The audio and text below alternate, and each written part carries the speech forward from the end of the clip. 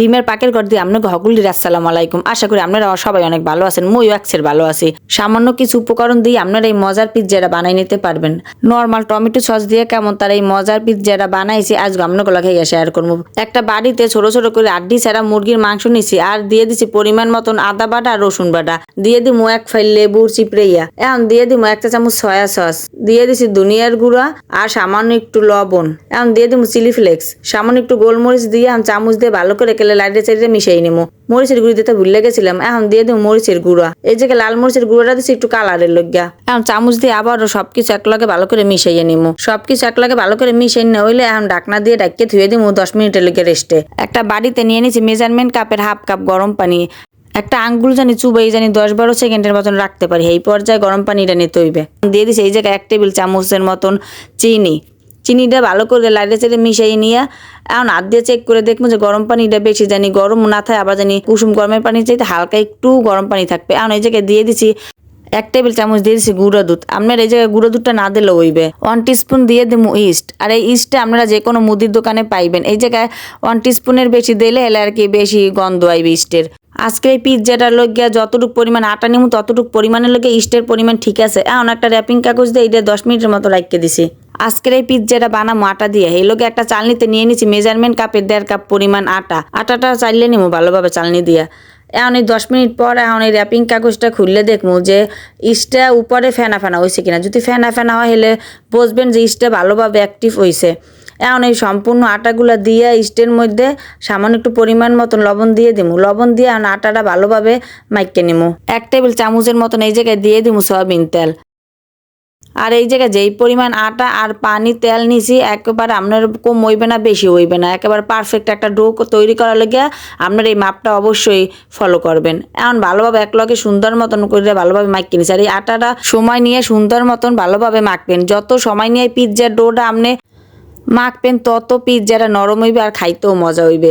এখন 2 হাত দিয়ে এরম করে গোল করে নিয়ে যেই বাড়িতে আটাটা মাখছি ওই বাড়িতে আগে তেল একটু মাখিয়ে নিয়ে এখন উপরে আবার আর পিৎজার ডোটা ভালোভাবে হাত দিয়ে তেল মাখিয়ে নিব যাতে পিৎজার ডোটা শক্ত না হয়ে যায়। এখন একটা র্যাপিং কাগজ দিয়ে আবারও ভালো করে দেওয়া বাড়িটা রাখিয়ে তুমি আপনার কোথাও র্যাপিং কাগজ না থাকলে প্লেট বা ঢাকনা দিয়ে আপনারা ঢাকিয়ে রাখবেন যাতে কোনো প্রকার বাতাস না ঢোকে। এখন চুলায় একটা ফ্রাই প্যান গরম করে 1 চামচের মতন সয়াবিন তেল দিয়ে আগে থাকতে যে মুরগির মাংসটা মাখিয়ে রাখিয়ে দিয়েছিলাম মশলা দিয়ে ওইটা দিয়ে ঢাকনা দিয়ে যেই সময় দেখবো মাংসটা সেদ্ধ হয়ে গেছে আর পানিটাও টাইনে গেছে সেই সময় লাইটে ছেড়ে নামাইয়ে নিব।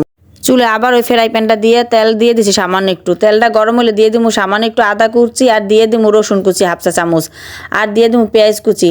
সব কিছু বাদামি কালার করে নিয়ে লাইটে ছেড়ে এখন এই জায়গায় দিয়ে দিমু টমেটো সস। টমেটো সসটা এরকম করে যদি বানাই না হলে পিৎজা সসের মতন একটা ফ্লেভার আইবে এই সস দিয়া। সামান্য একটু পানি দিয়ে দিমু। এখন এর মধ্যে দিয়ে দিমু সামান্য একটু গোলমরিচের গুঁড়া, দিয়ে দিমু চিলি ফ্লেক্স আর দিয়ে দিমু অরিগানো। এখন সব কিছু একাত্র দিয়ে লাইটে ছেড়ে যেই সময় দেখবো পানিটা টাইনে গেছে সস দিয়া সেই সময় চুলা দিয়ে নামাই নিমু। 2-2.5 ঘন্টার মতন এই পিৎজার ডোটা রাখিয়ে দিয়েছিলাম। পিৎজার ডোটা পারফেক্টভাবে ফলছে। এখন মাঝখানে আঙ্গুল দিয়ে এরম করে হাওয়া বাই করে নিমু, আলতো হাতে সাইনে নিমু। আটার মধ্যে যে হাওয়াটা আছে ওইটা বাইর করে আলতো হাতে আটাটা 2-1 মিনিটের মতন সাইনে নিমু। একটা চপিং বোর্ডের উপরে সামান্য একটু আটা ছিটাইয়া এখন এই আটার ডোটার হাত দিয়ে এরম করে উপর দিয়ে নিচে আটাটা নিয়ে হাত দিয়ে এরম গোল করে শেপ করে নিমু। এখন এই আটার ডোটার এই রুটির মতন একটা শেপ দিমু। এই লগিয়া ডাইন হাতের উপরে বাম হাতটা রাখিয়া ভালোভাবে উপর আবার একটু গুঁড়ি ছিটাইয়া এখন এই ভালোভাবে হাত দিয়ে চাপ দিয়ে এরম করে রুটির মতন বানাই নেবো। আপনারা চাইলে এই জায়গায় রুটির মতন বেলুন দিয়ে বেললেও নিতে পারেন। হাত দিয়ে এরম করে চাপ দিয়ে আস্তে আস্তে যেই পাশটা হইবে ওই পাশটাই করে আবার পরের পাশটা উল্টেই হাত দিয়ে এরম করে ভালোভাবে রুটির মতন বানাইয়ে নেবো। যেই সময় দেখবো ভালোভাবে চাইরো পাশে সমান হয়েছে আর একেবারে মোটাও না আবার একেবারে পাতলাও না রুটিটা হয়েছে, সেই সময় এই জায়গায় রুটিটা উড়াইয়ে 2 হাতে এরম করে আটাটা জ্বালিয়ে নিমু আর রুটিটাও বড় করে নিমু। এখন যেই পিৎজার টেরেতে পিৎজাটা বানামু ওই পিৎজার টেরেতে বহাই দিমু। চাইরো পাশে জানি সমান হয় হেলগে টাইনে টাইনে এরম করে গোল করে বহাই দিয়ে হাত দিয়ে চাইরো পাশে আবার একটু এরম করে শেপ দিয়ে নেমু।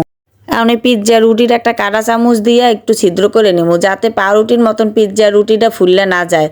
এখন আগে থাকতে যে টমেটো সসটা বানাই রাখছিলাম মশলা দিয়ে এইটা এখন ভালোভাবে রুটির উপরে সম্পূর্ণ সসটারে দিয়ে ভালোভাবে এরম করে আর চামচ দিয়ে সব জায়গায় ছড়াই ছিটাইয়ে দিমু।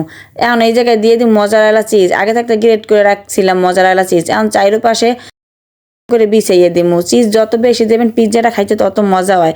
এখন এই জায়গায় রান্না করা মুরগির মাংস দিয়ে দিমু চারিদিকে সমান করে। সব জায়গায় ভালোভাবে দেওয়া হইলে মুরগির মাংসটার উপর দিয়ে আবার একটু চিজ গ্রেট করে দিমু একটা গ্রেটার দিয়া। এখন এই জায়গায় দিয়ে দিমু ক্যাপসিকাম। এই জায়গায় ক্যাপসিকাম দুইভাবে কাটতে নিছি, একটা লম্বাভাবে কাটছি আর একটা ছোট ছোট করে কিউব করে কাটছি। আর দিয়ে দিমু পেঁয়াজ গোল করে রিংয়ের মতন কাটতে এর মাঝখানে ব্ল্যাক অলিভ দিয়ে দিছি সাজাইয়া। এখন মাঝখানে দিয়ে দিমু কিউব করে কাটা ক্যাপসিকাম। আর পিৎজা সাজানির এটা যার যার মন মতন করে সাজাই নেবেন। সব কিছু একলগে ভালোভাবে সাজাই না হইলে এখন এই জায়গায় আবারও একটা গ্রেটার দিয়া ভালোভাবে মোজারেলা চিজটা গ্রেট করে নিমু। উপর দিয়ে চিজটা দিলে পিৎজাটা দেখতে ভালো লাগে আর খাইতেও মজা হয়। পিৎজাটা আর একটু সুন্দর দেখার লগে এখন টমেটো সস দিয়ে দিমু। এরকম করে চারোপাশে টমেটো সস দিয়ে দিছি। এখন এইটা 5 মিনিটের মতন রাইখা রাখমু। রাইখা ততক্ষণে ওভেনটা হিট করে নিছি।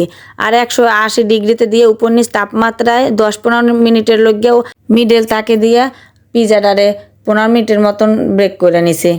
এখন পিৎজাটা নামাই একটা পিৎজা কাটার দিয়া চারোপাশে এরম করে কাটতে নিমু। আর সবাই ওভেনে যে একরকম টাইম লাগবে হইতে হয় না, কারোর ওভেনে টাইম বেশি লাগতে পারে, 2-4 মিনিট, আবার কমও লাগতে পারে। তৈরি হয়ে গেছে মজার ইয়াম্মি ইয়াম্মি পিৎজা। অবশ্যই বাসায় ট্রাই করে দেখবেন।